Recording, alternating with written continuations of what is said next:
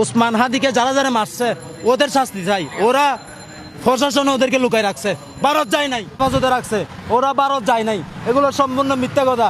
এই কথাটা শোনার পর আমার কান্না চলে আসছে। আমি মনে সকাল থেকে আমাকে ভাতও খাই নাই। আমি মনে করেন যে কান্নাকাটি করে করে আমার দিনগুলো যাইতেছে।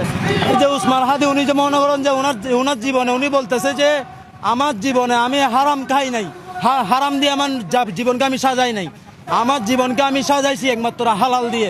ওইটা মনে করেন যে বাংলাদেশের শত শত মারকুল খালি না হওয়ার জন্য অনেক মারকুলকে বাঁচাই দিছে। অনেক মার্সেলের সাংবাদিকের মাধ্যমে মিডিয়ার মাধ্যমে যেটা বলতে পারে নাই উনি সেটা বলছে, যার কারণে ওনাকে 70 করে মেরে ফেলছে। লাইভে দিতেছে, খবর দিতেছে, আমি টেলিভিশনে শুনছি, আমি কান্না করতেছি। উনি আমাদের বাংলাদেশের মানুষরা 50 জন 100 জন যেটা বলতে পারবে না, উনি উচিত কথা ন্যায্য কথা মার কুলে বসে বাপের বিচার ওইরকম ভাবে সঠিক কথা বলছে। সেই কারণে আমার মনে ব্যথা লাগছে। বাবা তো মা হওয়ার থেকে আমরা সবাই সৃষ্টি, সবাই ভাই ভাই, ওই কারণে আমার চোখের পানি চলে আসছে। সেই জন্য আমি এটা অন্তত পক্ষে এটা আমি পরিপূর্ণভাবে ওসমান হাদিকে যারা যারা মারছে ওদের শাস্তি চাই। ওরা প্রশাসন ওদেরকে লুকাই রাখছে, ভারত যায় নাই। এগুলো সম্পূর্ণ মিথ্যা কথা। আমাদের লাখ লাখ মানুষকে সান্ত্বনা দেওয়ার জন্য এটা সান্ত্বনা দিচ্ছে ওরা। এগুলো সম্পূর্ণ মিথ্যা কথা।